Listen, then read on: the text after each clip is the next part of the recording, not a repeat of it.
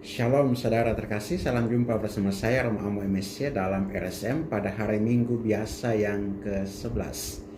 Selamat berhari Minggu dan semoga Anda dalam keadaan baik dan sehat selalu.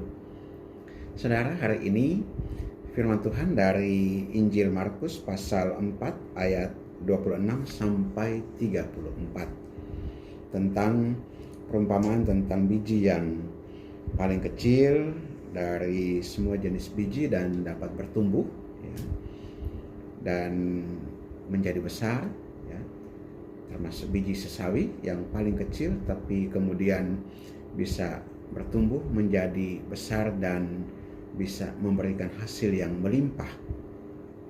Membaca Injil hari ini saya teringat akan cerita satu senior saya yang mantan frater. Setelah dia mengambil keputusan untuk mundur dari frater, lalu dia kemudian mengajar di salah satu sekolah di Jakarta, dan kemudian di situ dia tinggal di salah satu kamar di pojokan sekolah yang paling ujung dan paling sepi. Itu sebetulnya gudang yang disulap menjadi kamar, dan dia menikmati tinggal di situ. Karena dia juga seorang yang introvert, jadi menyukai kesendirian dan dia senang dengan itu.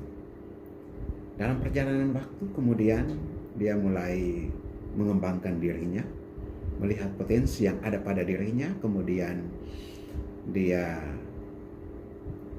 mengembangkan apa yang bisa dia kembangkan.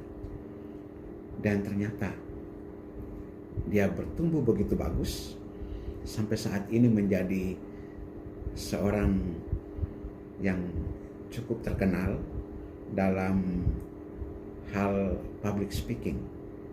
Dan dia melatih begitu banyak orang sehingga dapat tampil dengan baik dalam hal public speaking. Dan dia masih aktif sebagai mentor, sebagai orang yang membentuk pribadi-pribadi untuk menjadi public figure dalam hal public speaking. Saudara, kita juga dalam kehidupan kita tidak pernah tahu apa potensi yang ada dalam diri kita yang belum kita gali. Hal-hal yang barangkali ke depan akan bertumbuh dan menjadi berkat bagi banyak orang. Hal-hal yang barangkali kita tidak menyadarinya.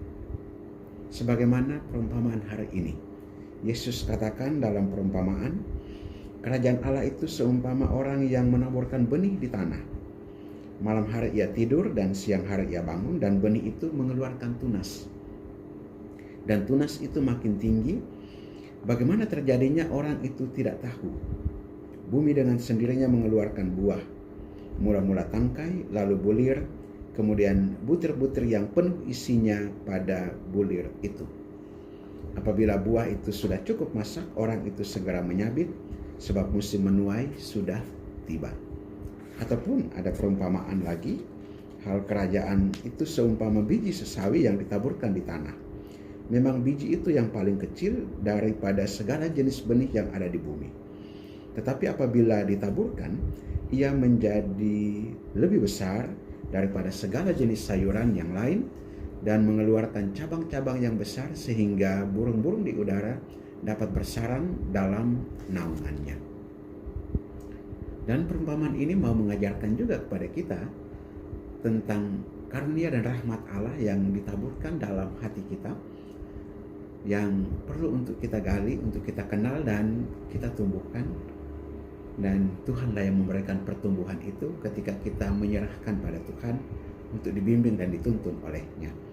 Semoga kita semua senantiasa diberkati Tuhan dan diberikan kemampuan untuk menjadi berbuah dalam kehidupan kita, sekecil apapun dan seberapapun itu kiranya berdampak bagi pertumbuhan diri kita maupun bagi banyak orang. Berkat Allah yang Kuasa turun dan tinggal atas saudara sekalian, Bapa dan Putra dan Roh Kudus. Amin.